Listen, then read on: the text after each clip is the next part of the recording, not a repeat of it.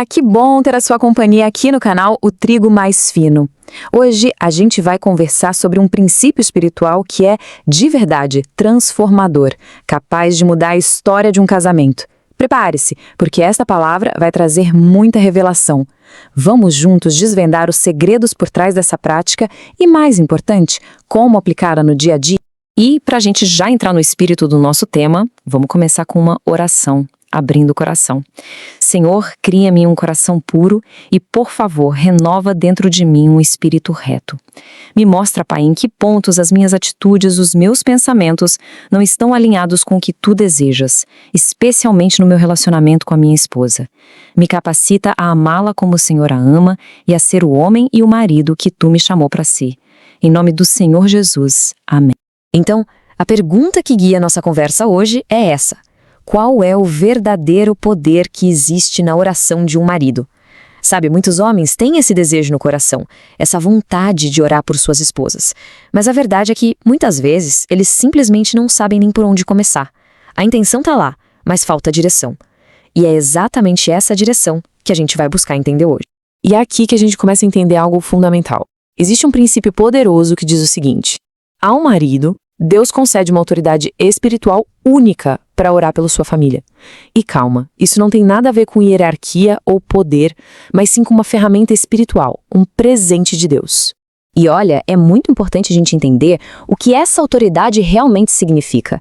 Não é de jeito nenhum um poder para controlar alguém. Pelo contrário, é uma responsabilidade de proteger, de servir. É como abrir uma porta, um convite para que o poder de Deus atue na vida da esposa. A oração do marido se torna um canal, sabe? Um canal que ajuda a esposa a ouvir a voz de Deus com mais clareza, fortalecendo e protegendo a vida dela.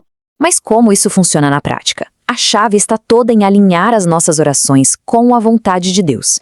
A palavra é muito clara lá em 1 João, capítulo 5.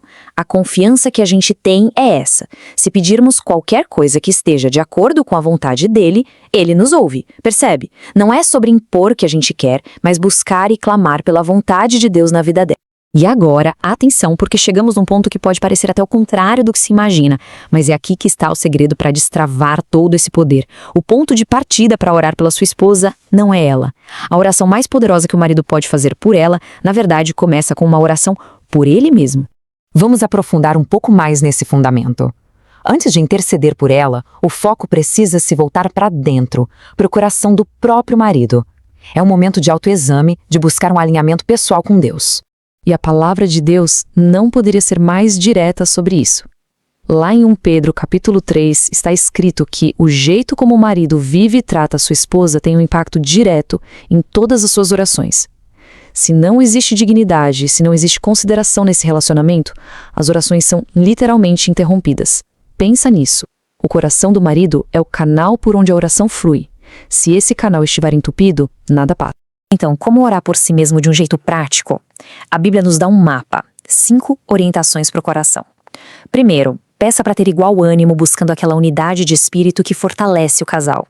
Segundo, peça para ser compadecido, para desenvolver a empatia, para ouvir com o coração. Terceiro, para amá-la como um amigo de verdade, com lealdade.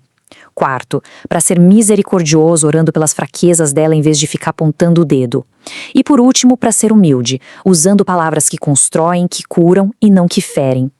Orar para que Deus desenvolva isso em você é isso que prepara o terreno para uma intercessão poderosa por ela. Ok, com essa base bem construída, com o coração no lugar certo diante de Deus, aí sim, agora o foco pode se voltar de uma maneira poderosa para as áreas específicas da vida da esposa. E para a gente visualizar isso, 2 metáforas são perfeitas. Pensa no espírito dela como o combustível de um carro.